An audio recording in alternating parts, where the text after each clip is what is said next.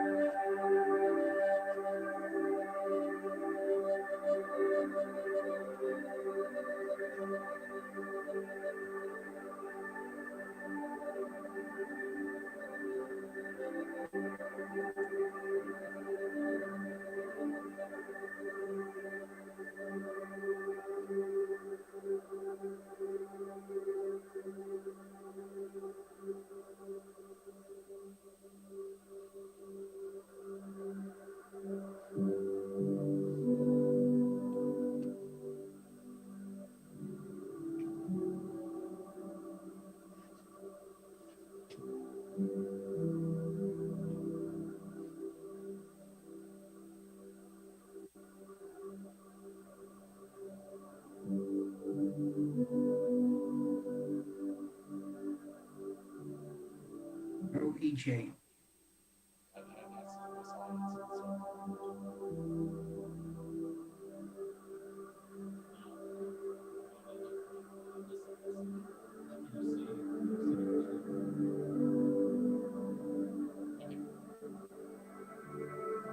Yeah, go ahead. Go ahead and check.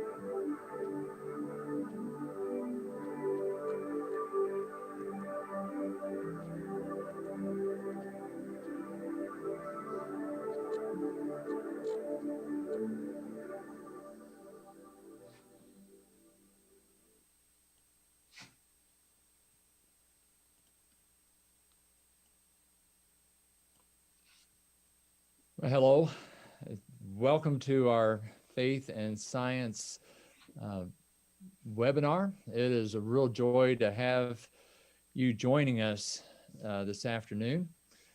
My name is Jim Wofford. I'm the senior pastor at Henderson First United Methodist Church in Henderson, Kentucky. And it is an incredible privilege and joy to be welcoming Dr. Gerald Schroeder from Jerusalem, Israel. We had a faith and science day several years ago in which we had another scientist that day, and it just stirred a lot of interest and a lot of thought. And during the pandemic, we were trying to think of some way to be able to reach out, and during this time of not being able to get together as we normally like to. And it occurred to me that this might be a perfect opportunity to invite Dr. Schroeder to join us. Being so far away, flying him was cost prohibitive. But given the fact that we can't really gather in large crowds right now, we thought a webinar might be the perfect opportunity for us to be able to have something that would stir our imaginations and inform our faith.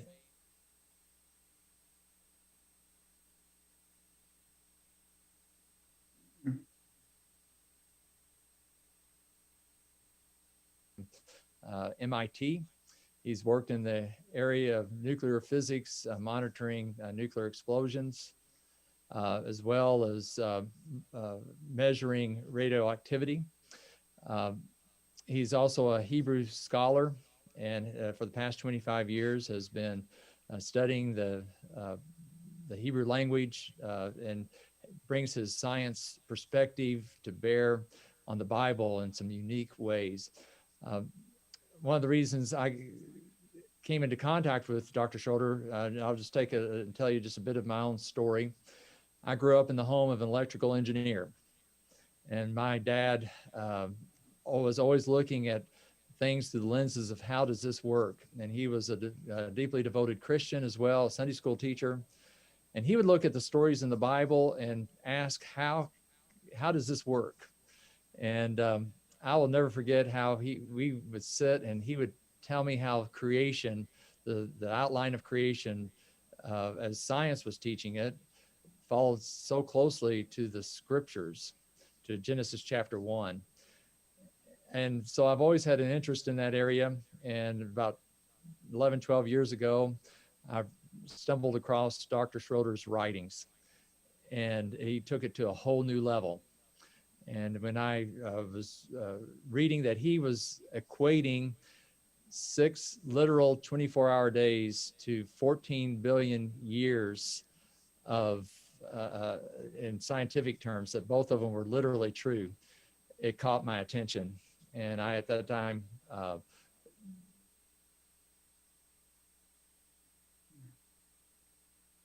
Excuse me.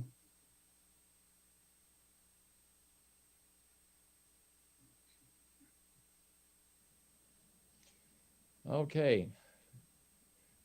We're freezing from time to time. Freezing? Yeah, you I don't mean, Okay. it'll be freezing here in Jerusalem because it's quite cold, but but it's freezing also on the internet. Yeah, all of a sudden my computer said the signal was unstable. But anyhow, I'm not sure where I froze up. I was telling the story about my dad, I think. Yeah, you mentioned that. And yeah. So anyhow, I came from a background where science and the Bible went together. And when I saw Dr. Schroeder's perspective that there were 6 literal 24-hour days of creation, as well as 14 billion years literally happening all at the same time, I thought it was fascinating. I didn't understand it, but I wanted to learn more.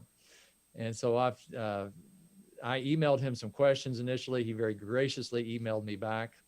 And in fact, he invited me and my wife into his home whenever we got to the Holy Land, and we did, and he did. And we had just an amazing evening meeting his lovely wife, Barbara Sofer. And their hospitality was exceptional. I've taken groups to Israel several times since then, and Dr. Schroeder has been gracious to come and speak to our groups each time. And so I'm going to, in just a moment, turn it over to him. We'll have a brief prayer, but I'd like to say that after his presentation, we'll have the opportunity for you to have your questions addressed. And so you can be typing those in, and we will be reading those to them. If later on you'd like to ask a question verbally as opposed to writing it, you can raise your hand, and if I recognize you, I will try to give you the opportunity to speak verbally if that's how you prefer to address your question. I would say that if you're in the church sanctuary, you can pass a note over to EJ, who is on here as a co-host to help things in case things crash like they did just a moment ago. And but he can also type in your questions for you. But at this time, let us have a brief word of prayer. Oh Lord our God, we give you thanks for this day and for the wonders of technology that allows us to connect with a friend so far around this world. And we give you thanks for his knowledge and for his passion to share both from how you speak through the scriptures as well as how you speak through nature, through physics. And so we ask that you would be present to give us hearts and minds that are open to understand, to explore, to question, and yes, to perhaps grow in our faith. So we ask your blessings in your holy name. Amen. Amen. So, Dr. Schroeder, welcome. And thank you so much once again for joining with us. No, thanks. It's a privilege for me. So I say thank you for inviting me. It's just amazing that we can travel. We have for those that don't realize, we're 8 hours difference. For us here in Jerusalem, it's 9:40 at night. But if it's 8, it means we're a third of the way around the world, since 24 hours is all the way around the world. And still we can just, like that, until we occasionally freeze up. But besides the freezing up, it is an amazing piece of reality that science has brought us this ability to share ideas, and I hope we can share some this evening. But I have to stand in questions that might come up, which will be at least attempt to, I can't pretend I'll answer them all, but I can try. Okay. So thank you, Pastor Jim, for having me. And thank you, how do you say pastor and feminine, to your wife for allowing you to spend your time like this. Okay, anyway. And by the way, my wife, Sophia, people sometimes say, well, how can Gerald's wife or Jerry's wife or have a different name? Actually, our name is Sophia Schroeder. Sophia is the Hebrew word for a writer. And by the time I met Barbara, she was already a writer. She's written several books and has a weekly column in the Bible column, the Jerusalem Post, the major English language newspaper of Israel, and has a blog that's followed by thousands. But her name was already Sophia, and we thought about changing one of her publishers said, well, you can't because you have a following as Sophia. And the publishers of my book said, you're Schroeder, and the people know you're Schroeder. So we have name of Sophia Schroeder. That's called compromise or win-win situation. The topic this evening is the age of the universe. Earlier in actually for you out there at the top with this noontime is the age of the universe. What we spoke about this morning were different meanings of crucial words and phrases in the Bible. We'll leave that aside and see just how we move forward. Sometimes they may come up. So to set the stage, though, that in fact it's not, how should I say it? Former theologians, there are many understandings that imply that science is separate from Bible. But if I think of some of for instance, the founder, one of the founders of NASA, National Space Authority, Robert Jastrow, he was one of the original founders when it was guarded space agent, and it became NASA. And he writes like this from several years ago. Now we would like to pursue the inquiry of our cosmic history further back in time. But the barrier to progress seems insurmountable. Now listen, here it gets into it. For the scientist who has lived by his faith in the power of reason, the story ends like a bad dream. Here it is. He scaled the mountains of ignorance. He is about to conquer the highest peaks. And as he pulls himself over the final rocks, he's greeted by a band of theologians who have been sitting there for centuries. as the scientist pulls himself over the fine rocks of understanding the laws of nature, the subtleties of nature, he is greeted by a band of theologians who have been sitting there for centuries. That is one of the founders of NASA. It's not some person who has spent his life totally involved in theological studies. It is a person who spent his total life involved in the studies of the wonders of creation, the wonders of nature. There's a magnificent quote in a college in Maine, Bourdain College, that writes, on the walls of its science building. I hope it could still be allowed to be said today. This is the walls of the science building. Nature's laws are God's thoughts. Nature's laws are God's thoughts. And no, you have no universe without the laws of nature. You read books about a universe that comes from nothing, but it's never nothing. It's nothing physical. You always have as the substrate the wisdom of the laws of nature, which happens to be one of the words within the opening sentences of the Bible, but you wouldn't know it because the English translations always spin the words a different way. But the laws of nature are extraordinary. And for using those laws of nature, I'd like to try this evening to discuss the understanding of the age of the universe. I think Heisenberg received the Nobel Prize in 1932. Again, this is one of these names that I'm meaning are the ones that put the science together that allows this system to work without freezing up. Okay. The first cup, the first swallow from the cup of the natural scientists makes atheists. But at the bottom of the cup, God is waiting. That's Nobel laureate Werner Heisenberg, 1932. Okay, can we, Pastor Jim, can we show the slide, like the first slide?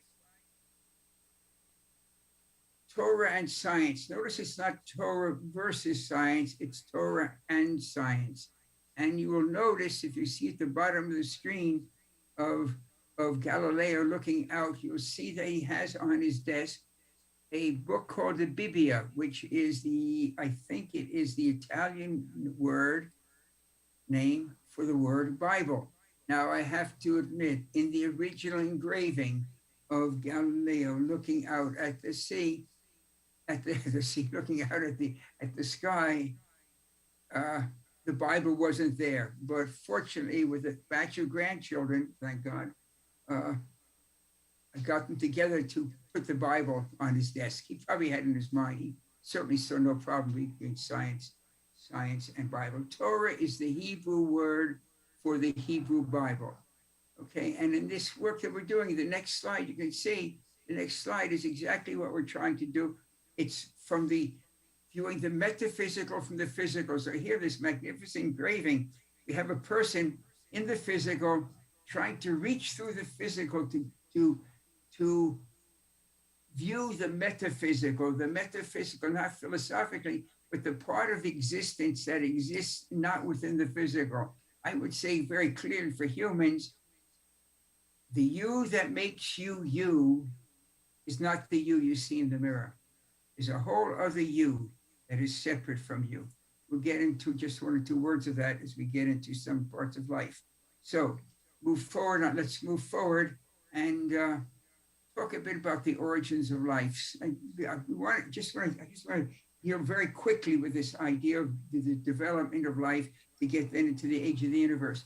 But it's interesting that all of life has the identical DNA, the alphabet that like all books in English use A, B, C, D, and Aleph, Bet, Gimel if you're writing them in Hebrew, and Alpha, Beta, Gamma if you're writing them in Greek. They all use the same letters, they just spell.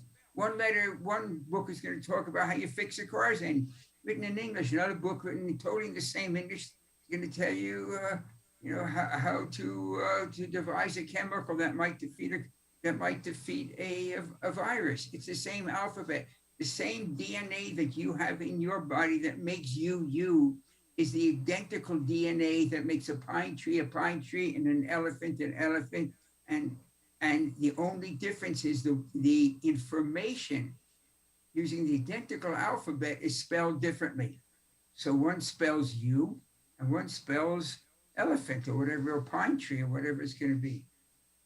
Which tells us very clearly that all life had a common ancestor, because the DNA is so complex that we ever have it. Even the founders who like Crick, who says he's an atheist, he's an agnostic with a prejudice towards atheism, says, look, life looks like a miracle. This is an agnostic with a prejudice towards the one who shares the Nobel Prize for the shape of the DNA, not for discovering DNA, for the shape of the DNA. DNA we talked about before the work. I mean, to show some examples, the sex hormone of an elephant, the sex hormone of a moth are the same. You notice that moths and elephants are totally different phyla? They haven't had a common ancestor for over 500 million years, but they have the identical, highly complex hormone, identical one. You don't get that twice. It means it was programmed into the system before there were moths and before there were elephants. That life is programmed, pre-programmed for high aspects of complexity. I don't think that proves there's a God, but it certainly does prove that we don't understand the nature of the development of life. One of the sentences I managed to get into the New York Times, that might imply the divine force. I cannot say it proves it, but it certainly implies it. Can we move? Next slide, please. Will tell us that we have a common ancestor. And the next, let's keep moving forward, because I want to get to the age of the universe. It just shows the idea that the same, here's the double helix of the DNA, and we have animals and people and pine trees and an apple tree there, everything, all using the same alphabet. Okay, we're just going to skip forward because I want to get to a few things. Let's go past this. This is more detail for another time.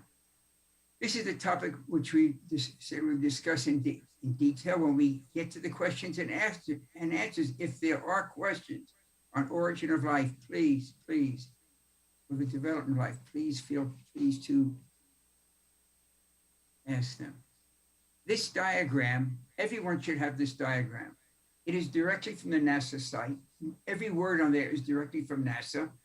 You can find it by typing in Google or whatever your search is, NASA, and then after that, WMAP. I don't see it on my screen, but you may see it on your screen that the satellite that mapped that history was the WMAP satellite. Got a few people the Nobel Prize. And what this is a time diagram. On the left, we see the creation of the universe. How? By the laws of nature, quantum fluctuation. I urge you, if you have not seen the video or Proof of God in 5 minutes, we have almost I think it's way over 4 million views. Someone did a scan, a web wide for me. I don't know how you do it, but the web wide had almost 5 million views. It's a 5 minute and 28-second discussion of the origin. You don't get 4 or 5 million views if it's just foolishness. It is totally based on these NASA data. Every word on here is right out of NASA. And what we see is that the creation of the world on the left side does not say God, it says quantum fluctuations. Now, those quantum fluctuations of one of the laws of nature, one of the aspects of nature, and it's part of the work of Heisenberg, who said the first drink is a atheist and the bottom of the cup is God who's waiting. There's quotes Schroeder and Einstein, who writes that science without religion is blind. And I mean, it's across the board that all of these people see something beyond the physical. And here we have the creation of the universe from absolute nothing physical. And how is it done? With the quantum fluctuation. Well, where's God in the picture? God consistently in the biblical, in the 5 books of Moses, when we're discussing how God is acting in the world, what we read constantly is that God uses the laws of nature to get God's plan. If you invent the laws of nature, you might as well use them. And even the most avidly secular materialist journal, Scientific American, by far and away the most widely read science journal, not peer-reviewed, and has an agenda.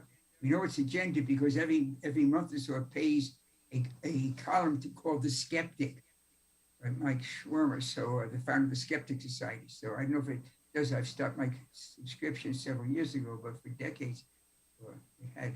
And it was so it says that the laws of the nature of this, the laws of nature are so finely tuned to allow the existence of life, not the starting of life. No one knows how life starts. How Feynman, the Nobel Lord Feynman, is so brilliant. He says it. Anyone who tells you that they know how life started is either naive or a liar. Okay, so that's a fairly good way of saying it. We have no idea how life started, but the laws of nature are perfect for sustaining life. And they are so perfect that Scientific American, this journal that is avidly, how should I say it? It's not interested in having a designer in the world, okay? So it tells us that if we are the only universe, we're a designer universe. Because you couldn't get the laws of nature as perfect as they are on one roll of the cosmic dice. It's an amazing implication for a journal like to say. So what do they tell us? Then there must be billions of universes. And among the billions and billions of the universes, if you roll the cosmic dice enough of being the laws of nature, one is going to work. Maybe a few will work. Most won't work, but one will work. And obviously, since we're here talking about it, we're the one that worked. In other words, there's no way. Bernard Carr says it perfectly. The famous British astronomer. If you don't want God, you have to have multiple universes, and there are no data that support there are multiple universes. None. The most logical, and even then, you'd say, well, where do they come from? So let's move forward now on this. We take the next slide, and we go. Okay, so here we have a diagram of the universe. We have the creation, the Big Bang. Now, on this diagram, it's the same as before, but I've added just you see the red in their creation, Big Bang. And then on the right side, we have the Earth. On the right side, we have the Earth. Is a flow timeline. Each vertical line is another billion years. The oval towards the right shows that the universe is expanding in all directions. Can't do that on a flat piece of paper. So the oval shows this moving direction. We have explosion of light. The Big Bang produces a burst of energy. The Big Bang produced only space. Space is something, right? A vacuum isn't nothing. A vacuum is empty space. The black around this diagram is not a vacuum. It's nothing, which doesn't fit in the human brain. Nothing physical. It's nothing. Okay. We have a quantum fluctuation, which is allowed by quantum mechanics. Okay. And in other words, Heisenberg and Schrodinger and Einstein and Planck, all of the first. Quantum fluctuation is first mentioned by Ed Tryon, Tryon, 1973, was the first person to publish in the journal Nature. It was a famous journal, valued journal, that a quantum fluctuation could produce the universe from nothing. He's never credited. It's so painful. That's why I mentioned in detail now. He went sadly to the grave without the credit that he deserved, because he's the first person to publish in the journal Nature, a huge journal. I mean, one of the two most important science journals anywhere, that a quantum fluctuation could produce the universe from nothing. So the creation, talking about 14 lines going forward, 14 billion years, come to the oval. We're on this line. We're on the oval out here. Go back a few lines further back, you get to dinosaurs. A few lines back further, you get to the origin of the Earth. Back further, the origin of the solar system, etc. 14 lines back from the oval, we have the creation of the universe. That diagram hasn't changed. I have it. I can show you the piece of paper it's printed on from about 10 years ago. It hasn't changed one word in 10 years. One word. Okay, so we have this expansion from a creation. The question is, what's going on here? Because I'm seeing 14 billion years, but the Bible tells us nothing doing. You have 6 days leading up to Adam. And then interesting, the Bible gives us years after Adam. That's very, very interesting to think about. Why does the Bible bother telling us the following? Adam and Eve have 2 kids. One name is Cain, one Abel. One is Abel. Cain's slightly older than Abel. Cain murders Abel. Abel is now dead. Cain now has a bunch of progeny. It's all in chapter 4 of Genesis chapter 1. And then Cain's line disappears. And then at the very closing lines of Genesis chapter 4, from memory, I think it's verse 25, says Adam and Eve have a third child, and the kid's name is Seth. And then chapter 5 tells us that Adam and Eve live 130 years before they have their kid named Seth. And then we're told that Seth lives 105 years, a kid named Enosh. Then Enosh lives XYZ years and has another, and all the years are listed. So for some reason, the author, I'll take it to be God, but you think about however you want, the author of the Bible, for some reason, thinks it's important for us to know that Adam and Eve lived 130 years before they had the third kid, Seth. And Seth lived 105 years before he had his next kid named Enosh. And says you can add all the generations up. You come to the end of the Hebrew Bible, then you had kings, queens, etc., and you get to a number less than 6,000 years. And all the data are there. So it's not like a question, the data are all there. So we have one calendar that gives us 6,000, a bit less than 6,000 years, about 55,700 and some other 5,800, just round off the numbers, okay? And we have another calendar in that diagram called science. And science looks out into the space with big telescopes, and they don't go out into space, obviously, the information comes to us. But as that information travels through space, and you notice that space is expanding, the universe is getting larger. So as it travels through space, there's the wavelengths, and thank God, and literally, thank God, light is both a particle and a wave, as is everything, which is, you have to realize, I just say that casually, but it's totally nonsensical. How can a particle be a wave? A particle has discrete edges. A wave has no edges. It goes essentially forever getting weaker and weaker. But all life is both particulate and a wavelength. And the wavelength nature of light allows us to measure the age of the universe, because at different depths different depths in space, work by the work of Hubble, Humason, and Henrietta Leavitt.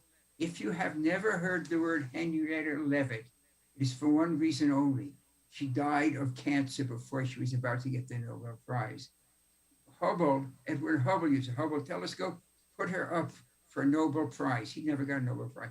He put her up for a Nobel Prize because every measurement that Hubble makes that leads towards the understanding of the age of the universe was based on his insight and her key insight. Henrietta Leavitt, spelled with 2 T's. I urge you. It's painful to think of this heroine of science whom almost no one's ever heard of. And anyway, because of the wavelength of nature, we discovered that the further the star is from us, or the galaxy far, far away, that has to travel through space. And as it travels through space, space is stretching. So the wavelength is stretching. So we measure the amount of stretching of wavelengths from different stars at different depths, which we know, not stars in our galaxy, I'm talking about in other galaxies, there's billions of galaxies, which was Hubble's phenomenal discovery in about 1925 or so, about 100 years ago. Okay, that's how recent all this information is, already 100 years. And when you measure the stretching, and then you unstretch them to see what the wavelength was like when it left the light source, right? Because it leaves the light source of these galaxies far away. We can identify that. And now it's stretched out. So if you unstretch it, it takes about 14 billion years. And that's how the age of the universe of 14 billion years has gotten. And it's made on many, many, many wavelengths, many sources of measurement. And they all come out to be a bit less than 14 billion. 13.8, 13.7, that area is rounded off of 14 billion. When I wrote Genesis and the Big Bang, it was somewhere between 10 and 20 billion. The data zero in on that approximately 14 billion years. So the next slide starts to get us into understanding of this age of the universe. Is it 14 billion years, or is it 6,000 years? Or maybe it's in fact both. And now we're going to see how it is in fact both, without bending either the Bible or the science, because you don't have to bend each. Most of the conflicts that we see in where science seems to conflict with Bible, almost all the time, when science conflicts with Bible, it's a result of not knowing much science, but a lot of Bible, or not knowing much Bible, but a lot of science. And that's constantly the problem. But when you find a reasonable amount of knowledge in both the science and the Bible, guess what? They come together like this was a statement, a hand in a glove, as they would. Because guess what? There's one author for the Bible and there's one author for science. So obviously, and I'm not just talking as like a theologian. No, I work in the sciences, and it's putting bread on my table for many put on our table for many years. And not much bread, but enough bread to keep bread on the table. And thank God, it's just amazing. And when I did this calculation, we would go through this, and we finally get to the answer. I literally ran to Barbara and I said, Barbara, look at this. They actually match. I mean, I thought maybe these things would come together approximately, but the matching of science, it's in these numbers. I did the calculations, but I didn't invent the numbers. They're totally astronomy. My background's not astronomy. I mean, I took one astronomy course as I think it was an undergraduate at MIT. I don't remember if it was grad or undergrad. I did bachelor's, master's, and PhD over at MIT. So I was in the staff of the physics department after that. Okay, so the next slide will give us the key of where we're heading. So if we see that next slide, next one after this, okay. So here is the key. The calendar of the Bible is a two-part calendar. It has always been a two-part calendar. It's not a secret. When we have the biblical holiday Rosh Hashanah, Rosh means head, Ha means the, Shana means year. The biblical holiday Rosh Hashanah, which happens in the fall, usually September, October. Okay, Rosh Hashanah, the head of the year. That new year is always counted not from the creation of the universe. It is always from Adam. When we say the universe is on this slide, it says 5779. That was 2 years ago. Doesn't matter. The numbers change. Okay, so I just use the 5779. The age from Adam going forward, I don't know if you can see because I see my name and Jim's name block off the right side of the diagram. So I don't know if you're seeing that or not. But if you are, it goes from Adam and Eve going to the right, 5779 till today. And you have 6 days crossed out to be 5.5 days from creation to Adam. And it has always been that way. So the Rosh Hashanah, the new year, never measured was never counted from the creation of the universe.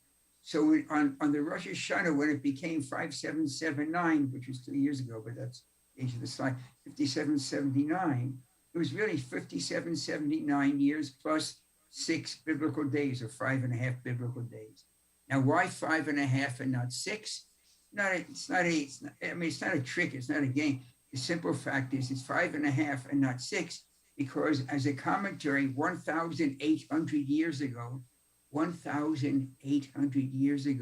before people were worried about dinosaurs and cavemen and ages of the universe, we were told that the calendar splits at the creation of the soul of Adam. Genesis chapter 1, verse 26 says, let us make Adam, not us Adam, let us make Adam, okay? And the next sentence tells us that God created the Adam. Peggy Katz pointed that out to me. God says, let us make Adam. Making is something from something. It takes time. For 6 days, the Lord made the heavens and the earth. Making takes time. Let us make Adam. Make Adam, that's verse 26. Verse 27, it says God created the Adam. The English will never give you that. It doesn't say God created Adam, created the Adam. That there were Adams before, but they weren't human because they didn't have what that little word down there under the blue arrow by Eve is neshama. Neshama is the Hebrew word for the soul of a human. And that is mentioned chapter 1, verse 27. If you count all the verses in day number 6, go to chapter Bible, get day number 6 of the 6 days, you count up the number of verses, you will discover that Adam is spot on halfway through the 6th day. Now, I don't know if that's why tradition tells us 5.5 days, but verse-wise, it is 5.5 days. So that might be the reason.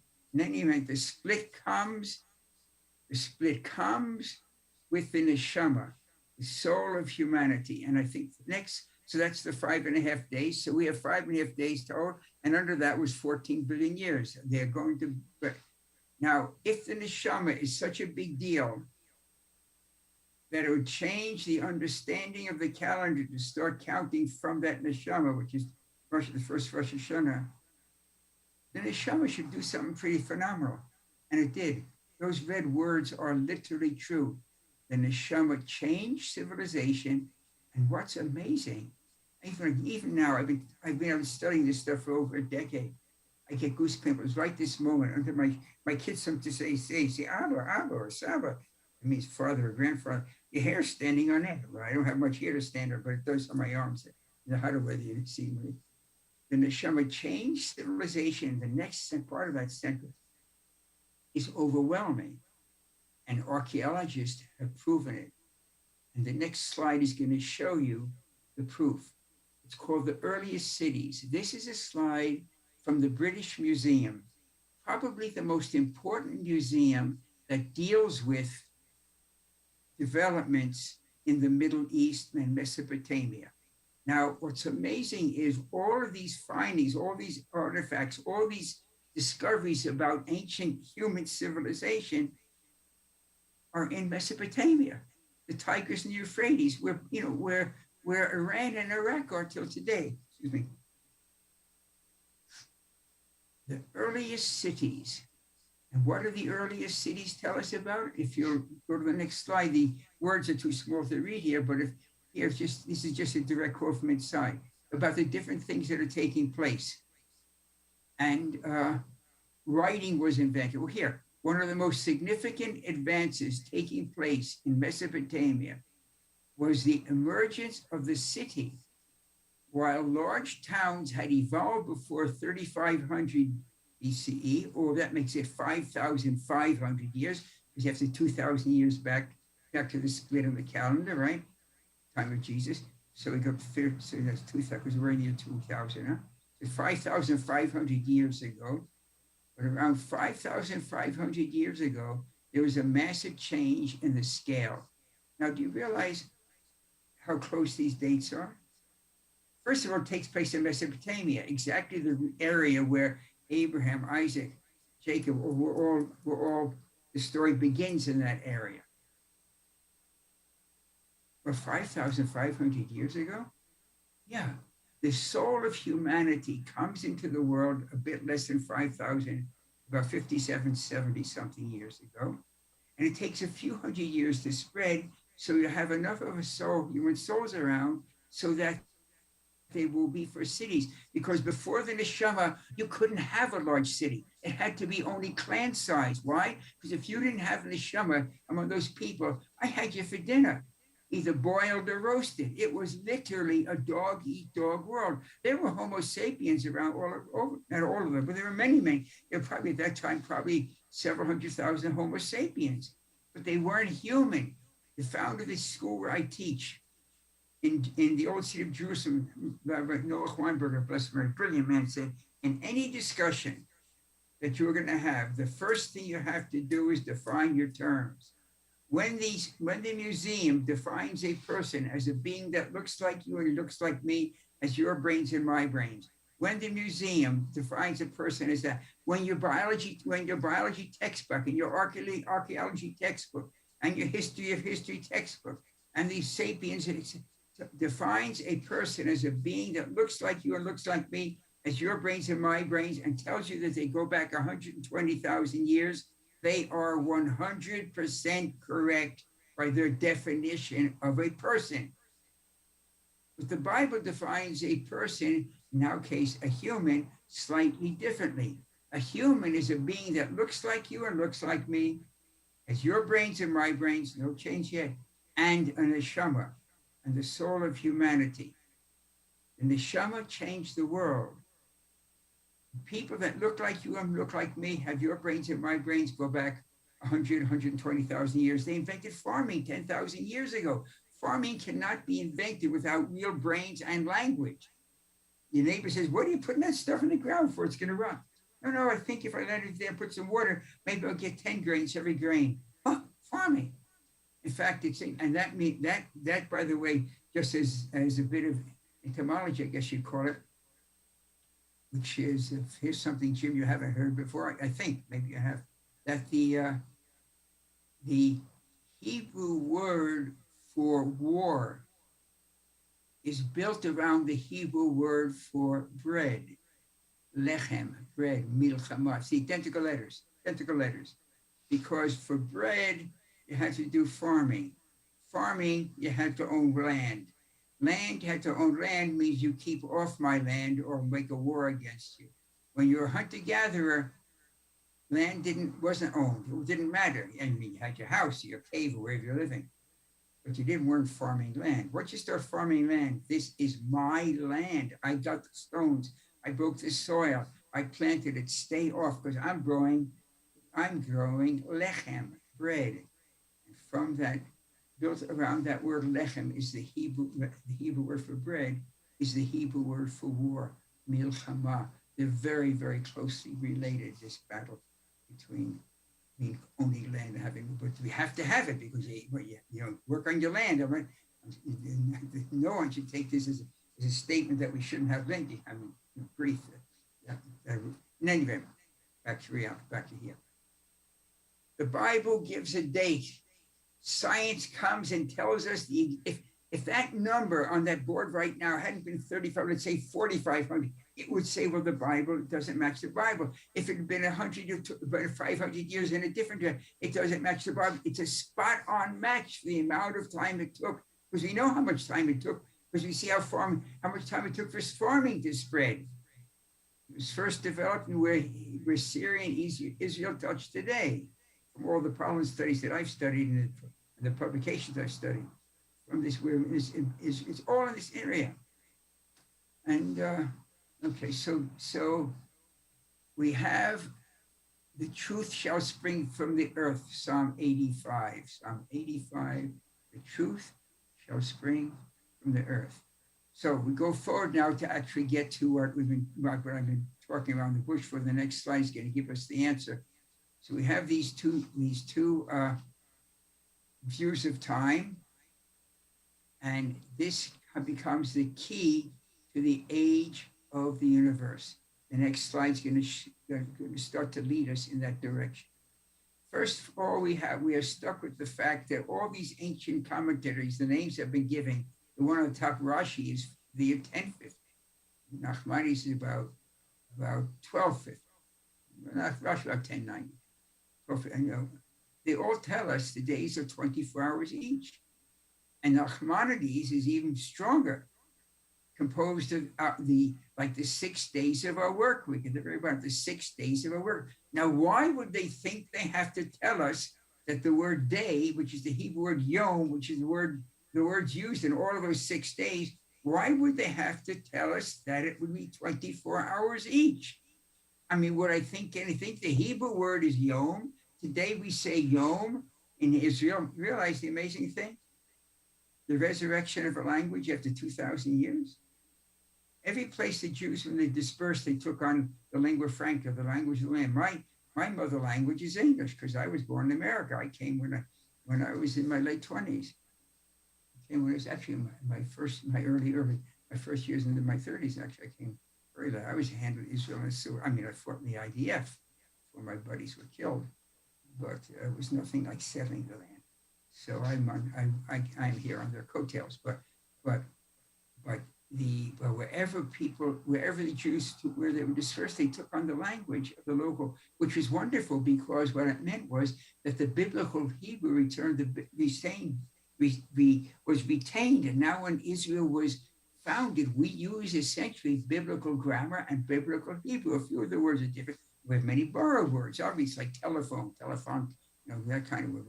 English borrowed, also telephone is in English. Telephone is Latin, telephone. So, okay. So the fact that we resurrected this language, I've been told by philosophers, is unique in human history.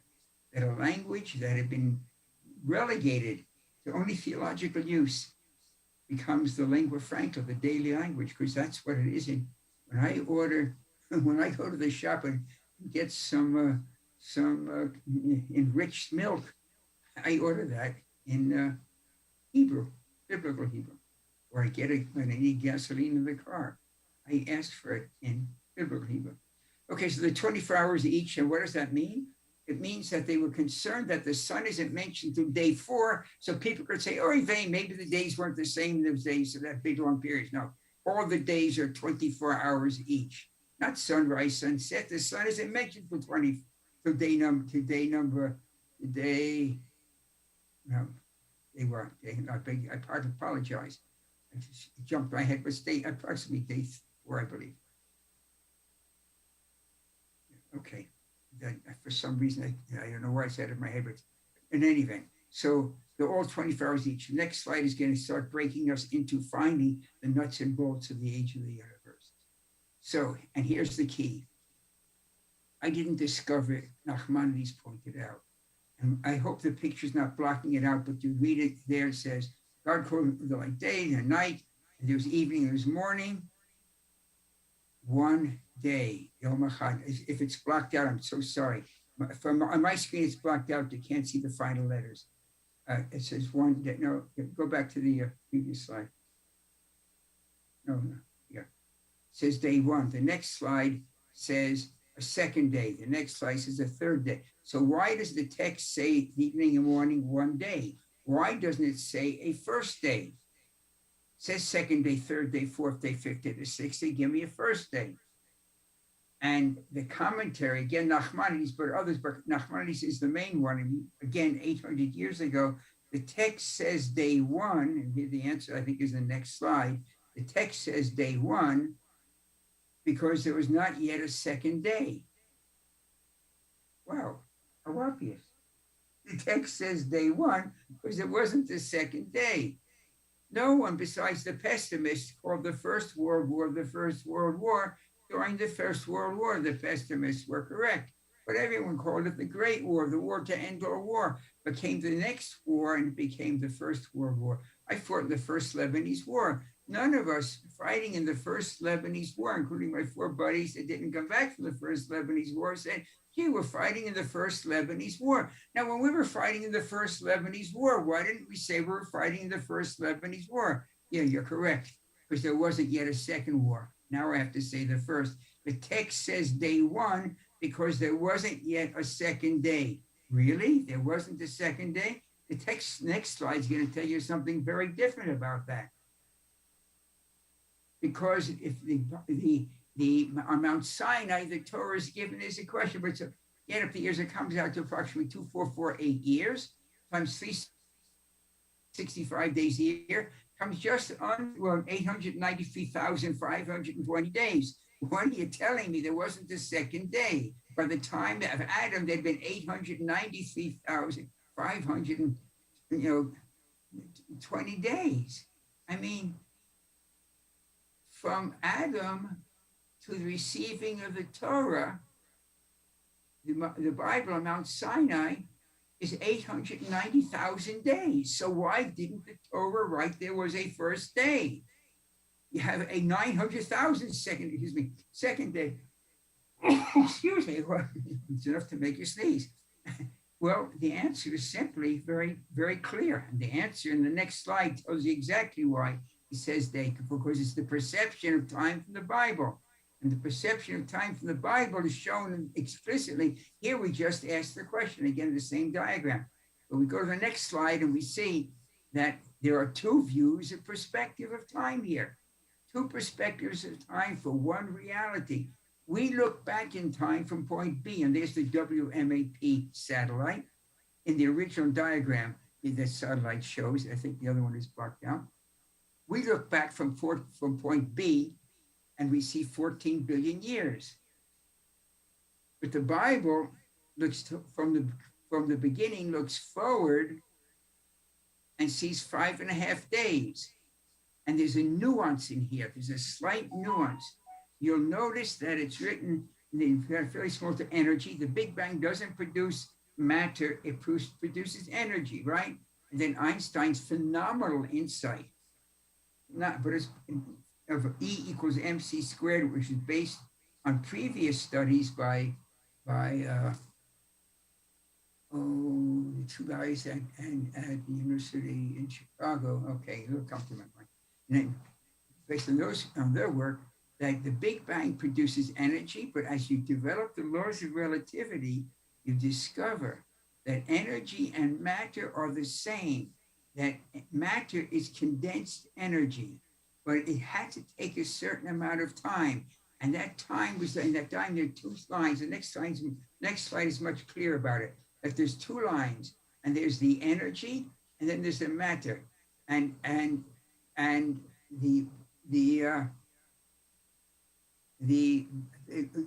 first creation was something stuff in the void of any substance, no substance, a small point.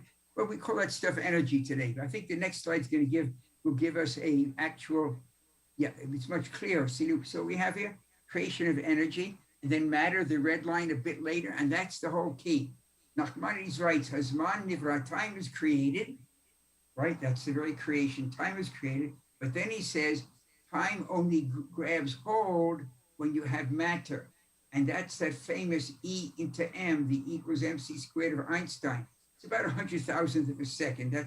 That's the approximate direction. No one knows it exactly, but it's not crucial, because what is crucial is the energy, is the level of the universe when the first stable forms of matter can form. He says, Mishi, the Hebrew speakers, Mishi Yeshit Fospozman.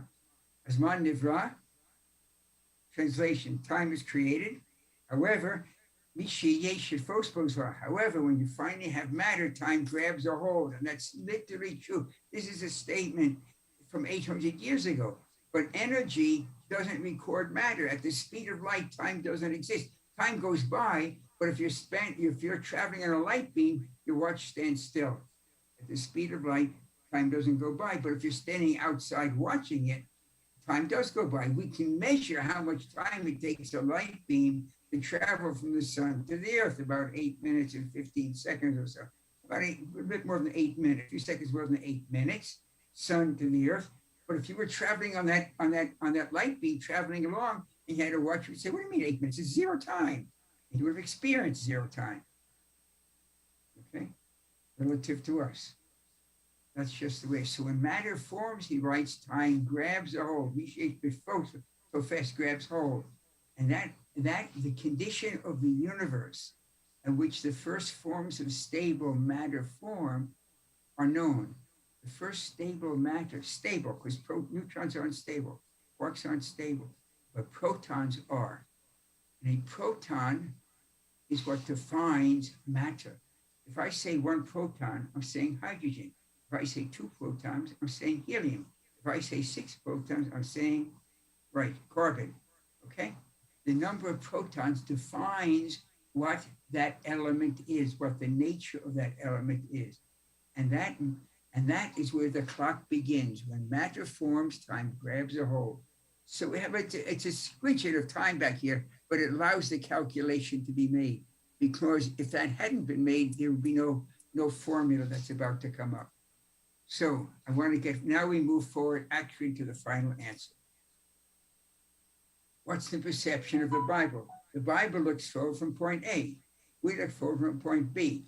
How do we see either transform a perception of time from A, looking forward from the beginning, or B, looking back? We have to account for the expansion of the universe, because every time the universe doubles in size, the perception of time halves. It's just astronomy. It's called the redshift.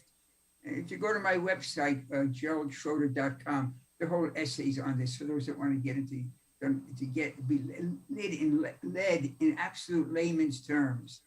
I mean, you don't get 4 or 5 million views on Proof of God in 5 minutes if it's high physics. It's totally in lay person's terms. But on my website, it's typed out, or at the end of this discussion, I think we'll find it also. Anyway, that's the equation for decades when I would discuss this, I would never put the integral equation on the board for fear that everyone would quickly turn to the next, to the next channel. But those are the two perspectives. We look back and we see 14 billion years. See the lovely drawing with it. I didn't do any of these graphics, I assure you. Who's that? And the Hebrew, the vertical Hebrew spells the first word of the Bible, Reshi.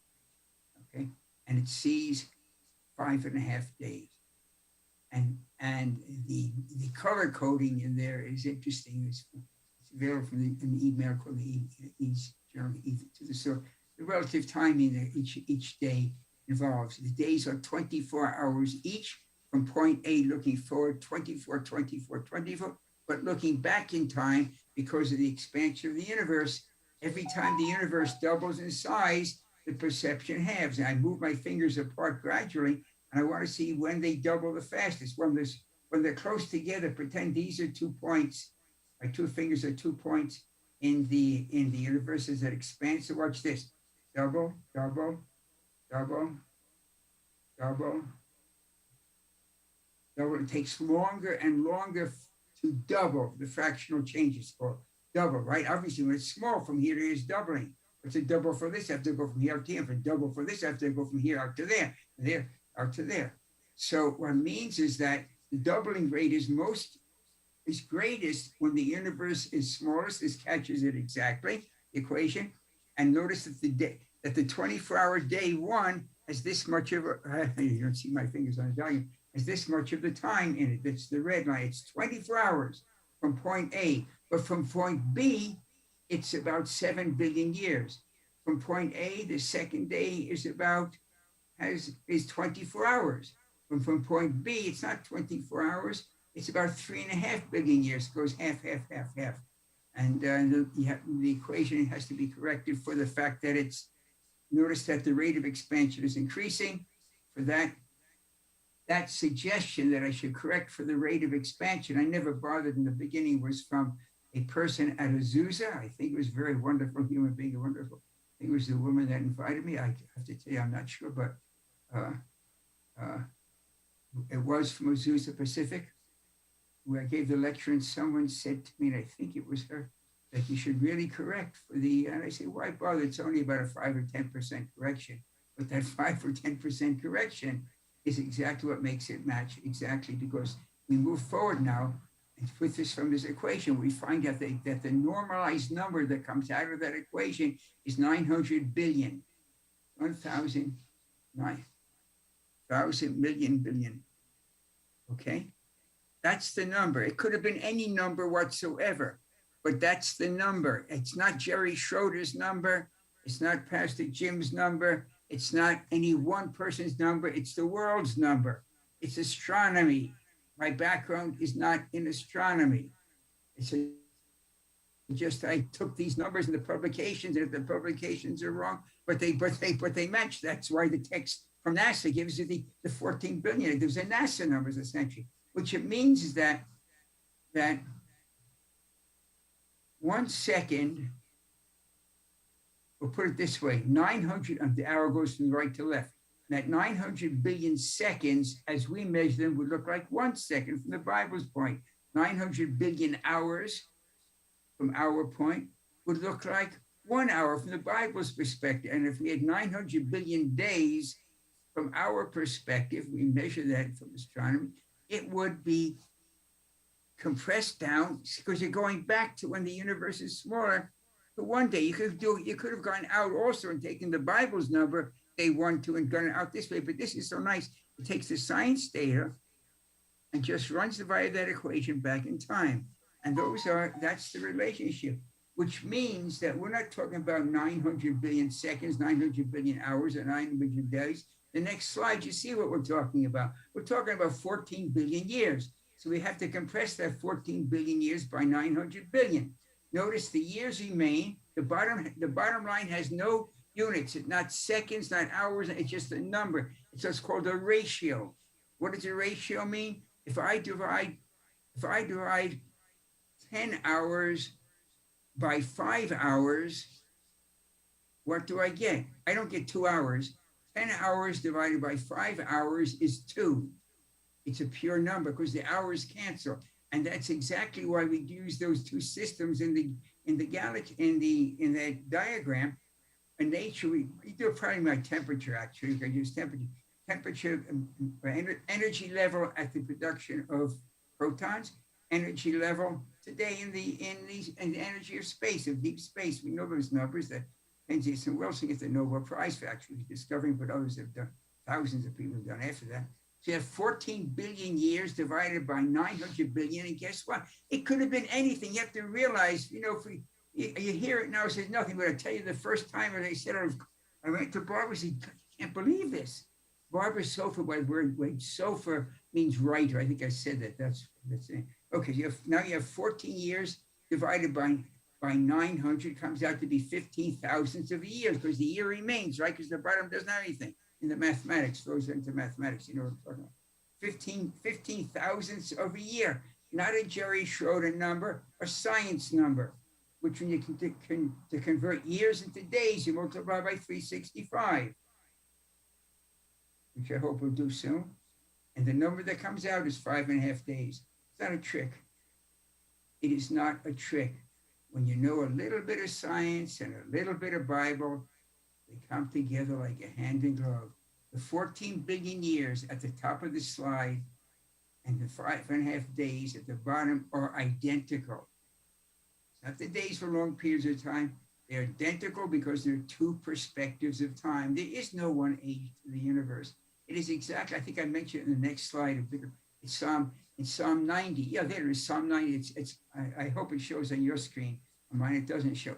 On my screen, but it says, for 1,000 years are in your eyes like a day that passes. Like half the screen is blocked off. That's Psalm 90. You don't know it's Psalm 99. Psalm 99, Psalm 90, verse 4. 1,000 of our years are on your side. God's like a day that passed like a watch in the night. What does that mean? It means that the psalmist and we think King David wrote the Psalms, but whoever wrote the Psalms, I mean, we know they're way over 1,000, 2,000. We know there was 2,000 years ago. We have the Dead Sea Scrolls. So there's no question about them being recent. That there's two perspectives. Why should it be that 1,000 years in our sight and the sight from the biblical point of view should be so different? Because that's the nature of science and the nature of time. When people argue about the age of the universe and they don't know the physics or the mathematics of time in the universe, then you best not listen to them. You just keep them out shut and there wouldn't be a problem. Persons that know the physics of time, there's no problem. So let's see what the next slide has to say. And maybe so it's the Bible starts, the Torah starts looking at time from the human perspective once the neshama is created. And it's always been that way. And this slide pretty much summarizes the slide. I never bothered changing the years. I think it's 57, 75. This slide is about 5 or 6 years old. But you see, it's just the way it is. One truth. Next slide will tell us two perspectives of time viewing one reality. We look back in time. The Torah sees time from the beginning, looking forward. I think that is pretty much it for the basics. If we see, questions and answers. So, Jim, Pastor Jim, do we have time? I have time. Well, certainly, I know that time is maybe stretched long for a few folks, and anybody that is needing to take off is certainly welcome to do so. But this is such a unique opportunity. I don't want to rush, the opportunity to ask questions. And we've had several that have come in already, and I'll see if there's some that we can I'm plugging my computer in because I see the battery is getting low. Yeah. And in case our audience doesn't know, it's about midnight where Jerry is. And so I just appreciate him being willing to stay up so late to do this. I'd have a question here. It says, if neshama started with Adam and Eve, do only their progeny have neshama? Yeah, fix that. I'm just plugging my computer. I'm not ducking the question. I'm not ducking the question. I'm ducking down here to get my plug in the socket because the battery is showing it's getting low. Okay, that's fine. We don't want to lose you, that's for sure. Okay, here it is. The neshama, first of all, we see that through a few hundred years past because the neshama had to spread. Adam and Eve get the neshama. Yeah, and if I could maybe interrupt you just for a second, I probably should clarify. In our lingo, we would call that the image of God. Yeah, yeah. The image of God, exactly, because but now that image of God does not mean, big ears or a small nose or a beard. It didn't have a beard. That image of God, we're talking about a spiritual image of God. And the neshama comes into the world to Adam and Eve. It's explicit, and Eve isn't named Eve yet. I hope Jim, if my memory's bad enough, but I'd like to make sure get here why Adam named the woman Eve, because the opening words, the opening passage of the Bible through chapter, when is it? Chapter 3 and 4, she's called woman. Okay? She's called woman.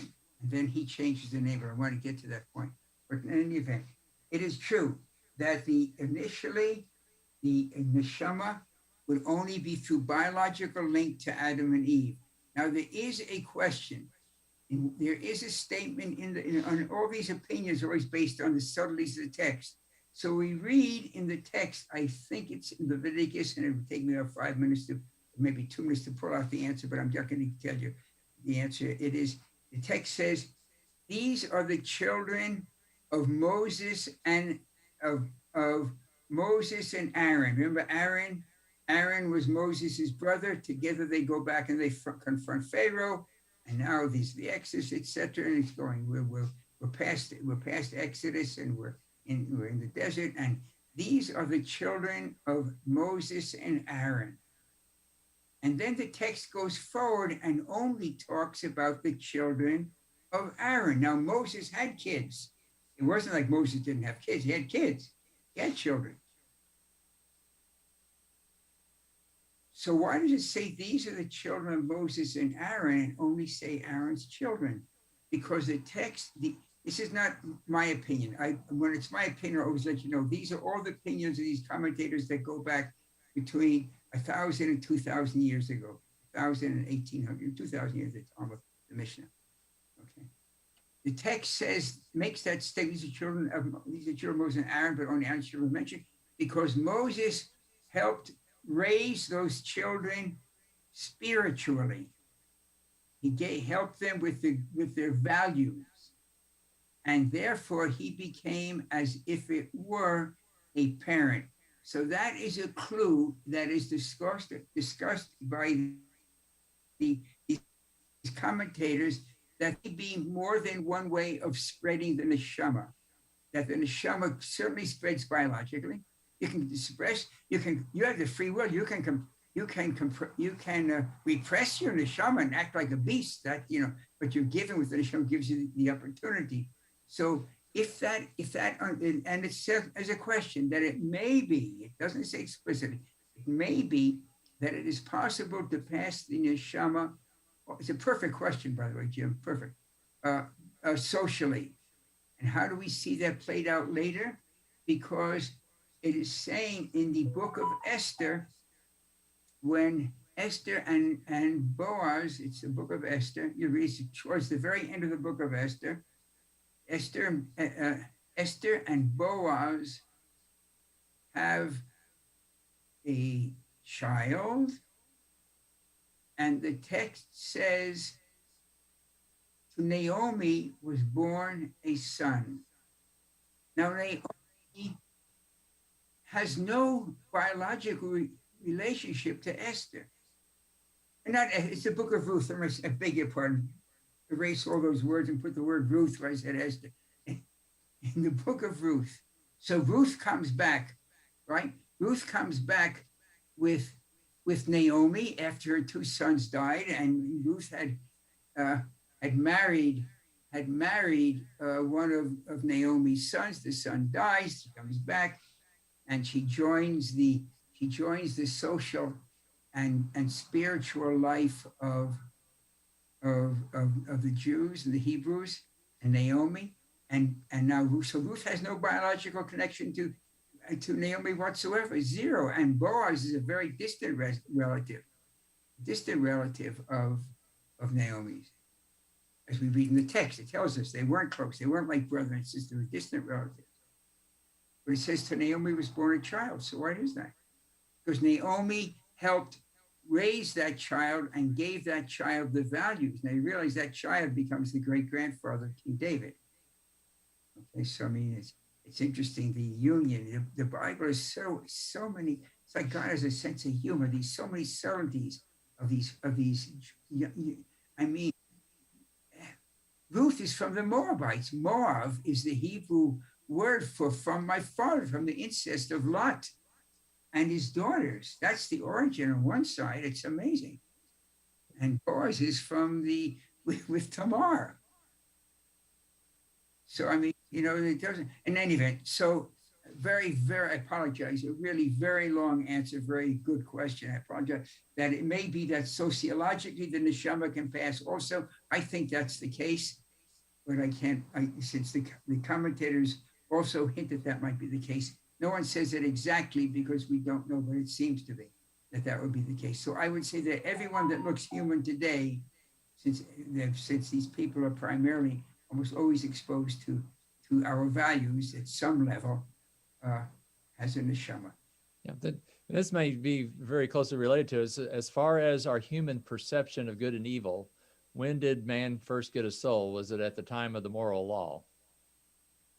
When did man get this soul? Well, now I have to jump in that because there's a subtlety to that question. All of life, all animals have a soul called a nefesh. And that comes much earlier. That's introduced in earlier sentences. But the creation of the neshama, humans have both a nefesh, which is the thing that makes you act like an animal. And every man that's watching this can know women don't have it quite as bad as men have. But I am not a feminist or anything against one way or other, but being married 40 years, I can say with no doubt in my nuclear family, women have a better neshama than my wife has a better neshama than I have. Put it that way. Okay. I say he gets these values in verse 27 when the neshama is given, and we see that later in the second chapter 2, verse 7, where the Hebrew says when he gets the neshama, nehafach leish acher, he changed to another kind of man. Didn't change to man, changed to another kind of man, ish acher, another kind, which means before that was man, but it wasn't human. So the neshama made a human out of a man, out of a Homo sapiens sapiens. Homo sapiens sapiens are 100,000 years, but they weren't human. They had brains, invented farming, etc. But they couldn't invent a city. That's what's so amazing, Jim. They couldn't build a big city. They could have clan-sized settlements, but you couldn't have multiple clans living together because they'd kill you. Literally, not just figuratively. They'd kill you. And there's nothing wrong with it. A lion eating a person is not immoral at all. Right. A human eating a person probably has immorality. That comes in with the neshama. Well, we have a couple of questions here about the length of time, and then one about the about asking you to address more about wisdom that you discussed this morning. Do you want to address the time questions first? Well, ask the time question, then the wisdom. Okay, yeah. Okay. Yeah, one says, you have calculated the ratio of time passage created by the expansion of the universe during the first 5.5 days of creation, but the universe is still expanding. So doesn't this time perspective distortion continue and affect all of biblical time calculation, albeit less? It would. The difference is so minuscule. You got 14 billion years versus the 6,000 years after the 14. So 6,000 years out of 14 billion is nothing. But the Bible is locked in for that perspective to Adam. The biblical perspective at Adam switches and becomes earth-based. How do we know that? Because it says Adam and Eve have a couple of kids. They weren't having kids out in outer space, they're having them on Earth. And they lived 130 years till they had Seth. We're on Earth. So those have become Earth years. So, but even if it weren't, and the difference of 6,000 or 10,000, even 100,000 versus 14 billion is not even a percentage. I mean, it's like a fraction of a percent. But so that's the dance. But the answer is that the calendar switches and locks in with the neshama. God's interest, as far as the Bible goes, is bingo, Earth. And all of the earth is important. It knows about the heavens. It says the heavens were formed before the earth. In the beginning, God created the heavens and then the earth, not the earth. The opening sentence of the creation sentence. Later, it reverses that order, but for the creation, it's explicit. God creates the heavens and the earth, Genesis chapter 1. The heavens are there before, but so the Bible hasn't forgotten. Just not interested in them. It's a zoom lens. You know, by first of the days, the whole universe. By day 3, you got the earth. By day 5, you got animals on there. By 6, zing, or you're only interested in human. It's a zoom lens, and it locks in at the neshama. But it is true. If it didn't, it would change. But it's so minuscule. The equation isn't that accurate. You know, I don't pretend it. No, I don't pretend you can calculate from that when the end of days was, or on which day it was Adam. Very good. Well, why don't we go ahead and go to one of the more philosophical questions. This morning you talked about how wisdom was the substratum of all creation. Yeah, well, I wish it was my idea, but it's in the opening sentence. Yeah, the physical universe is saying, and it's a member of our church asking, can you talk more about wisdom you discussed this morning? Yeah, absolutely. The difficulty, well, first of all, the origin of that, for those who were there in the morning, you'll know it. The origin of the understanding of being wisdom is that you can't understand the English translation, in the beginning, God created the heavens and earth, if you also know the Hebrew. Okay. The Hebrew is for some strange godly reason, some not strange, but some specific godly reason, very, very complex, the opening sentence, which is bizarre in itself because it's the first sentence of the Bible, but it is.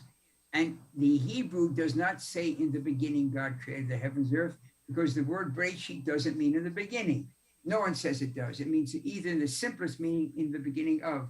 But the other aspect is it's a compound word for those that weren't in the morning. Bereshit, ba with Reshit, a first clause. With a first clause, God created the heavens and the earth.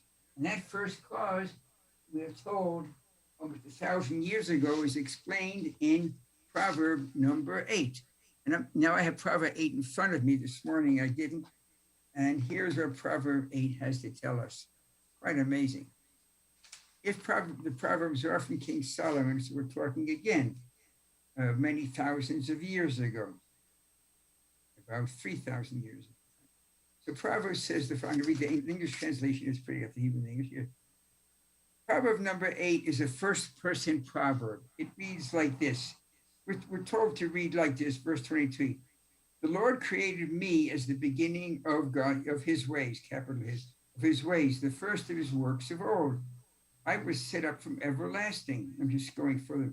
Before there was an earth, when there were no depths, I was brought forward. When there were no fountains, when the mountains were settled before others not made the heavens and the field, the highest of the dust of the heavens, I was there. Now, all that's lovely, just going back to the first sentence I read, the Lord created me, but who's the me? God created me as the beginning of his ways. Well, that's verse 22, but you assume that by the time you get to verse 22, you've got the first 21 verses. And in verse 12, it says explicitly, I am wisdom, not I am wise, not ani chacham, ani chachma. I am wisdom. Wisdom is speaking here. So now we're going to see God created me. Wisdom is being his way. The first of actual wisdom was from everlasting. And God, thus wisdom was present. Wisdom is the substrate of the universe. Wisdom is the substrate of the universe, which is exactly almost exactly what we read when we get into physics. If you look at a diagram if I had a whiteboard, this is what I do. I would say, how would the diagram look? It would look like this. You'd have a line with time going in this direction. You have the Big Bang creation here, and then you'd have E for energy, and then you'd have M becoming a little further downstream matter, and then you go further along, and then you'd find life. We don't know how that happens, but we have energy into matter. Now remember, energy has no hint of cognizance in it, no hint of self-awareness. It's light beams. The Big Bang produced light beams. It didn't produce, I don't know, chopped liver or whatever you find for your favorite meal. It produced light beams, and those light beams became matter. Matter is energy condensed, like ice is H2O, is water. It's the same H2O as that's steam. High energy H2O is called steam. Lower energy H2O is called water, and still lower energy H2O is called ice. And it's the same for energy. When the energy is condensed and condensed and condensed, it becomes matter. It doesn't stop being energy. I can guarantee you, having watched it quite a few times change into energy. The first time is described in Genesis and the Big Bang, when I was standing on a mountain. It was supposed to be a tiny nuclear event. It turned out to be gigantic. It was quite an experience. In any event, so we have energy becoming matter. Energy has the wisdom to feel love. What is it like to have the chutzpah to feel love or joy? What a nerve light beam has to fit. What is it? What does it have to like?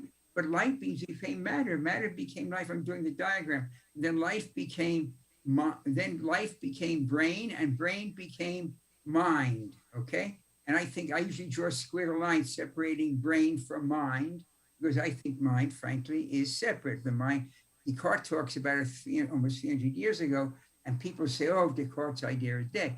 The more you know about physics, Descartes was spot on. It's a dualistic world. Matter and energy, wave and particle, brain and mind, all dualities. So we have light beams becoming brain and becoming a mind. And for that understanding, you have to look at something as a person who spent his entire life studying consciousness through the idea of vision and whether animals have consciousness or not. His name is George Wald. Wald starts off his life publications in Scientific American saying you don't need God, all you need is time. Given time, the impossible becomes the possible probable, the probable certain. Give us a few billion years and rocks and water will turn into life.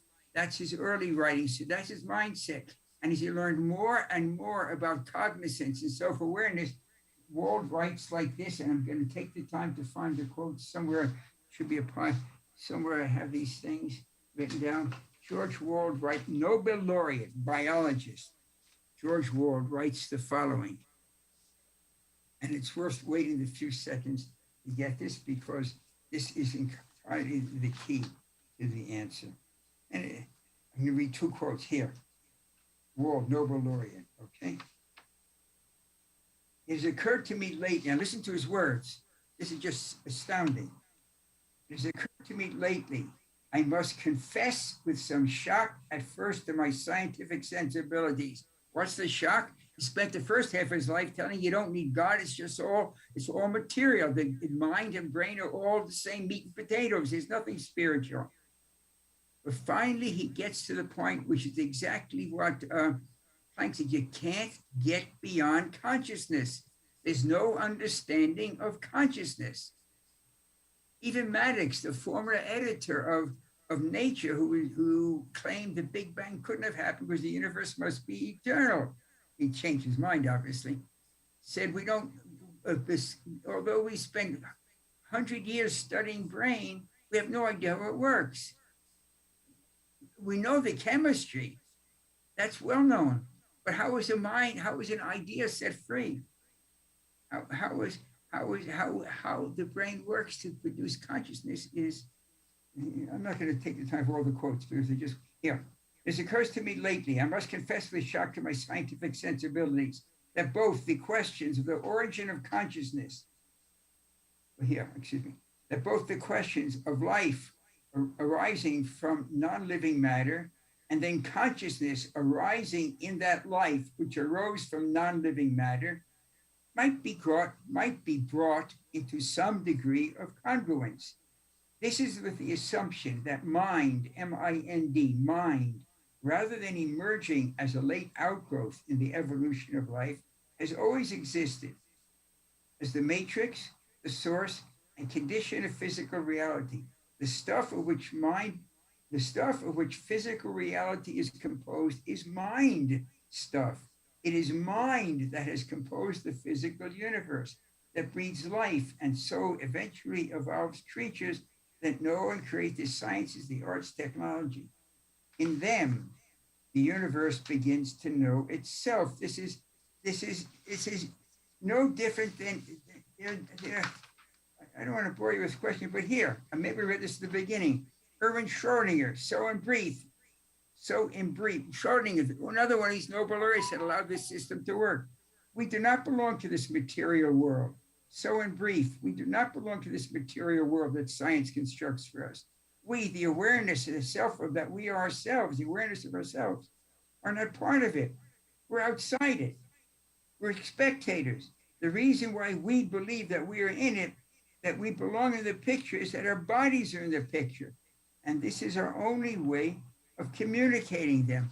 And Marshall McLuhan says it perfectly as far as conscious. Because remember, we're in consciousness from the time that you were born. Unless you've been knocked unconscious, you are conscious. And probably when you're unconscious, you're conscious also. Certainly it happened to me. I don't remember any of the time when I had blanked out, but when I woke up, I knew exactly where I was. And it wasn't at home. It was in a bed in the hospital, and I wasn't surprised at all. I have no memory from the time of collapse to the time I woke up. I didn't say, why am I here? Why am I here? Somehow I knew that, and it happened. Okay, so what am I getting? I'm getting at Marshall McLuhan. I'm not sure who discovered water, but I'm pretty sure it wasn't the fish.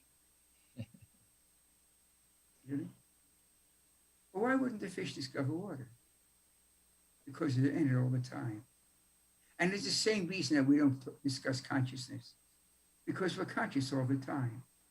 It's no, if we don't think about consciousness, because that's us.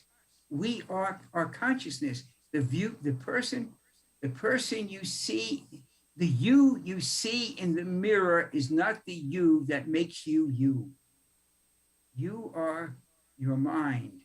The body dressed, as we said at the beginning, is dressed in a, this chapter of life is in a body. But what it does come out to be at the end is that death doesn't mark the end of life. It marks the end of the body. I mean, theology talks about this all the time, but when you have scientists that allow this system for us to talk across thousands of miles saying the same thing, it becomes more significant. With theology, of course, it says it's selling a product. Pardon me for saying that, Jim, but that's the reality. There's a product, and you want people to buy it.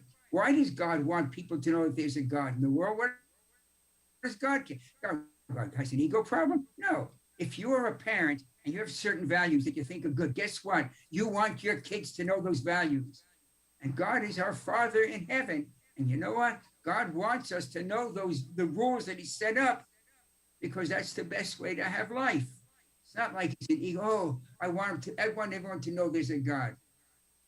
It's not an ecosystem. It's why I want my kids to know the values that allow me to want to live in the state of Israel, surrounded by a state in America.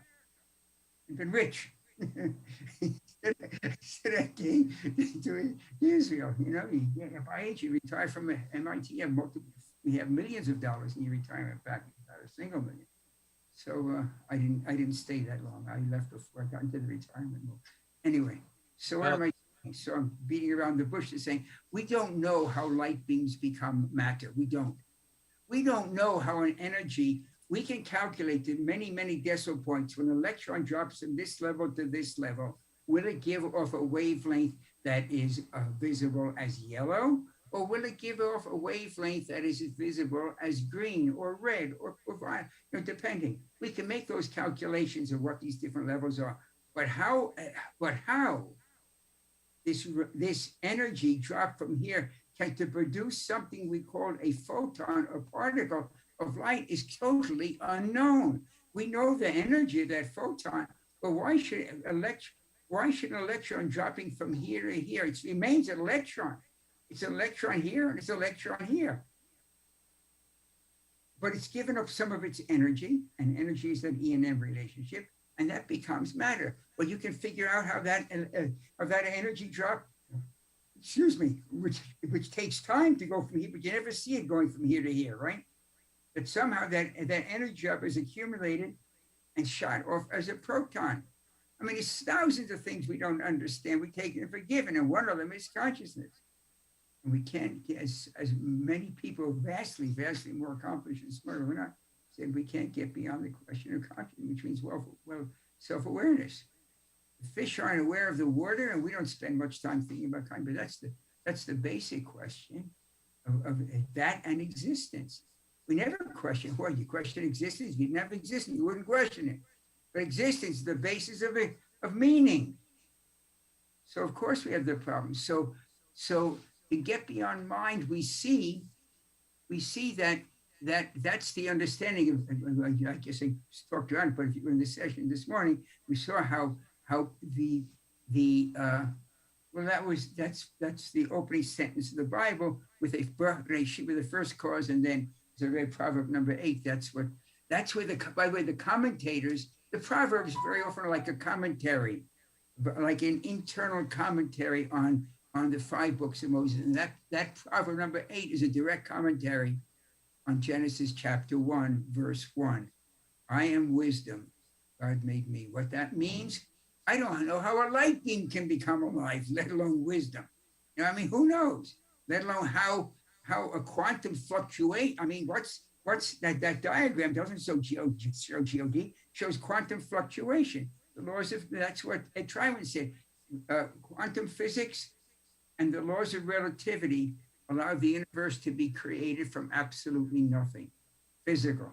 Now, I say, unfortunately, that in the 5 minutes, which was done with no script, the proof of God in 5 minutes, I say created from nothing, but the rights, as a commentator wrote to me and said, you should have said nothing physical. That's what I should have said, because there's virtual reality there. And virtual particles really exist. They've been shown to exist, that particles pop in and out of existence, that there's a whole other realm, whole other dimensions that we don't experience, but they do allow these transistors to work. You know, it's a living, the fact that I'm seeing Pastor Jim and he's seeing me, and maybe you're seeing me, if your systems are working, is proof that virtual particles work. Not that I'm here. But I know it's after 1 o'clock where you are. No, in fact, it isn't. You're off by 1 hour. Oh, is it just midnight? Okay. It's just, yeah. Just midnight. I'd be a basket. It's 11. What time is it by you? 3? Yeah. We're 8 hours different.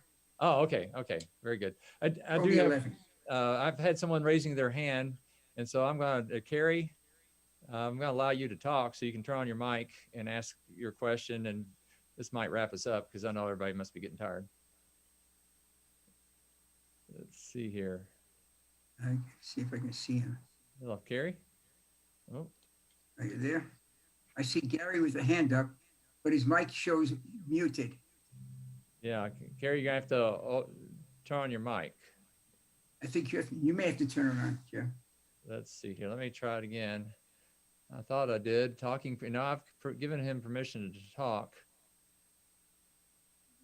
So ask that he need to unmute your mic. Yes, maybe you both have to do it. Gary, turn on your mic. I've already turned him on from my end. Yes. If he wants to. But my icon here shows that he's off. Yeah. But maybe turn it on. Okay. Well, let's see here. There several questions. Let's see here. I think this goes to the heart of where a lot of people are. Can you speak to the importance of the Big Bang Theory and a theological understanding of Scripture? Why is there such resistance to accepting it in the scientific community and religious community? Well, the Big Bang creation is accepted almost universally in the scientific community. That was what the great mistake of John Maddox said about 15 years ago, that is a theory that won't exist, but obviously it still does it. Big Bang, the Big Bang only says that the theory, first of all, the term the Big Bang, you should realize, was coined in derision by a person who thought that the universe was eternal, and then later became one of the major scientists that understood the origin of the metals in the universe. Remember that, of the elements. The Big Bang produced primarily hydrogen, helium, squidron of lithium, the first three elements after the energy, but it didn't produce the heavy metals. They were produced in stars that were exploding. Okay, it was Fred Hoyle. And Fred Hoyle, before he became understanding of the nature of the universe and taught the world how we got the carbon, etc., to make us the calcium, the potassium. Before those times, he was a dyed-in-the-wool skeptic, and he was being interviewed in the early 1950s, being interviewed, and the interviewer said, "Well, what do you think, Professor Hoyle, about the these people that say that there's a creation?" And he said the following: "Yeah, they think there was some kind of Big Bang." That's the origin of the term of the Big Bang. It was totally in derision. Totally in derision. Now everyone holds in fact, there were surveys taken in the scientific community about 8 or 9 years ago, trying to get a better term, a more sophisticated term than the Big Bang. So the Big Bang is the Big Bang is great news for God, put it that way. I think it's great news for God, because the Big Bang discovery shows that the Bible was correct from the first sentence. Before the big discovery of the creation of the universe, the Big Bang term only says that there was a creation of the universe from something, nothing physical. The universe came into being. It does not say how it happened, what made it happen. It is only another term, a secular way term of saying creation, which for a skeptic or an agnostic or an atheist would be embarrassing to have to use the word creation, since God forbid it sounds like God. That would be terrible. So we can use the Big Bang. The Big Bang is great news for God. It tells us there was a beginning, which happens to be that the universe was created. That's the opening sentence of the Bible. God created the heavens and the earth. So I don't find in the scientific community any relation. However, a very close friend of mine who I hadn't seen about in maybe a decade, maybe 2 decades, and the first book was just coming out, and I met him, and I said, yeah, his name was, my name was the same. We of course had the same Hebrew first names. And I said, you always told me I should write a book about it. So I did, and I called it The Genesis and the Big Bang. And he said to me, "But I hope you bash the Big Bang." I said, "Well, you're out of your mind. The Big Bang is the first sentence of the Bible. There's a creation of the universe." This person, he was a person didn't know. He knew a lot of mathematics, but almost no science. Super mathematics, but almost no science. It sounds strange, but math is a very rigorous, takes a certain very strong kind of a mind. I don't have that mind. And that's constantly the people that knock the Big Bang clearly don't understand the science that is saying. It's saying creation. If you don't like the term Big Bang, just say creation. It is exactly the same. Creation doesn't say how the universe is created, and Big Bang doesn't say how the universe is created. But the more you study, and that's what Proof of God in 5 minutes is all about. The more you study, the closer it becomes, because just to summarize that video, which was done with no script, zero whatsoever, and yet it turned out, thank God, we had no idea. The graphics are great, by the way. I didn't do the graphics. That's probably what made it popular. Graphics are super. But the description of the Big Bang is a force that predates the universe, that is not physical, that is outside of time as we understand it, created the physical from the non-physical. That's science. Now let's talk about God. God predates the universe, not physical, outside of time, not bounded by time, creates the universe from absolute nothing. Gee, they're the same, aren't they? Yeah, because the creation of the universe is exactly, scientifically, the biblical creation of the universe. Something from nothing physical by a force of nature. And God constantly uses the forces of nature. When God wants to, when the Israelites come out of Egypt, and God does all these miracles, and the Egyptians just don't get the message. So finally, after these 10 miracles, or whatever, however you want to see them, one plague to the other, it'd be nature, whatever you want. The Egyptians come running after us, and we're freed, and we get to the sea, and we yell, "Why do you do this, Moses?" The Egyptians are coming with their Sherman tanks, you know, the chariots or the tanks of the day. They're coming with the chariots. We're trapped. We said, "Let us be slaves." And then Moses says the strangest thing: just stand here and watch God fight for you. Now, Moses had one-on-one connection with God. That's why he went back to Egypt. That's why the plagues accepted. One-on-one connection with God, and still Moses didn't get it. Moses says, stand here and watch God fight for you. And what has God said? Moses, you got it all wrong. I'm not going to fight for you unless you tell those people to move forward. If they move forward, I'll fight for you. Look at the text. The people, God says to Moses, tell them, what are you crying to me for? Tell the people to go forward. The people go forward, the sea opens. If the people hadn't gone forward, I wouldn't be here telling you anything but today. And you wouldn't be here. Jesus happened to be Jewish. You wouldn't be here either today. So the people walked forward and the sea opened. And it was such, and what opens the sea? Look at it, Exodus chapter 14, verse 21. What opens the sea? God made a strong east wind blow all night. God needs a wind? I mean, what kind of God needs a wind? You know, give me something impressive.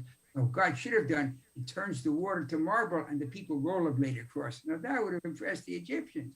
But no, God makes a wind. I mean, God needs a wind. I mean, it was so unimpressive. We look back, it's phenomenal. But it was so unimpressive that after the Israelites go in, guess who follows them right into the dried seabed? Yeah, you're right, the Egyptians. If it had been a miracle, they would have hightailed it back to Cairo from where they came. And how do we know this? Because the moment that the wind stops, the Israelites are across now, and the waters start to come back, they say, yeah, Habibi, God is fighting for the Israelites. Now they got the story. Let's get out of here. But there's a limit in your life about how much you can make repentance, Hebrew is tshuva, which actually means to return. There's a limit. When you get beyond the limit, you have to fight really hard. And maybe as the waters are finally coming down, they did for repentance, but they couldn't get out of the mud. They were stuck in the mud. As the text says point blank, they were stuck in the mud. And so God used the wind because the world is always going to look natural. You have to listen really closely. What does God say to Elijah? God's word wasn't in the storm and it wasn't in the thunder. It was a still small voice. God is polite, knocks very lightly on the door. And if you listen and you really listen, and your heart is open, you will hear that knocking, that gentle voice. And they got the message, but a little bit too late, they being the Egyptians that were pursuing them. So God used the wind because that wind had to look so natural. So is it conceivable? I mean, what a joke. Is it conceivable that a wind could split the sea? Well, let's see. What do we have here? Just give me 1 second, please. If I can find it quickly, it's really worth seeing. The article in the world's leading meteorological journal, which I have a file of slides that you can't see, and for some reason I do not find it, but okay. There is a publication in the world's leading meteorological journal of, oh, here it is right here. I don't know if this is glare too much, but Jim, is that visible or not? I can't tell. Yes, yep. It says, are there oceanographic explanations for the Israelites crossing the Red Sea? It really should say Reed Sea because the Hebrew is Reed, not right? The Red Sea. And it's by the It's by the Bulletin of the American Meteorological Society. Notice it's not a Bible journal because there's no point, quoting Bible journal. You have to the court journal. And they say, yeah, guess what? These two authors, one Knopf, one Paldo, discovered by doing computer studies, it's all done by computer, of course, of the topography where they thought the wind would have taken place of the crossing. We know more or less where it's crossing because in the first book of Kings, I remember the word 1926. Remember 1926? First book of 1926. First book of Kings, chapter 9, verse 26. First Kings, chapter 9, verse 20 is the only place in the Hebrew Bible, maybe in any Bible, that the Red Sea or the Reed Sea is identified expressly. King Solomon built a fleet of ships on the banks of the Eilat near Etzion Gever. Etzion Gever exists till today. It's about 5 kilometers from Eilat. King Solomon built a fleet of ships on the banks of, it's called the Reed Sea, near Etzion Gever. So we know that the Reed Sea was part of the Red Sea, and maybe that's where the Red Sea is called the Reed. Reed and red are very different in Hebrew, so it's not like someone dropped the E of the reed, became red. Red is a dome and reed is Suf. The Red Sea is mentioned nowhere in the Hebrew Bible. It's Yam Suf, the sea, the Reed Sea. But in any event, we know that sea. So Knopf and Paldo, the two authors of that journal, looked around, took a wind, tried different winds, 40 miles an hour. 40 miles an hour, you can drive in a car 40 miles an hour, hold your hand out the window, and it doesn't blow it even back. It's 40, it's fast, but it's not a hurricane. Split the sea. In their computer study, they turn off the wind, comes back, and it takes a few hours to open the sea, which is exactly what the text says. God made a strong east wind blow all night. So wind couldn't split the sea. And the Egyptians said, oh, those lucky Jews, they control the banks and they control the wind. Okay, so I mean, that's anyway. Well, we have some of these things are so interesting. They just grab me. Yeah, well, thank you. And just one more question. We have a lady, and I think most of the questions have been from men. So Meg, I think you're online. Would you like to ask a question? No. Sorry. Okay. Well, I think we have had a lot of just tremendous information, and just want to say thank you.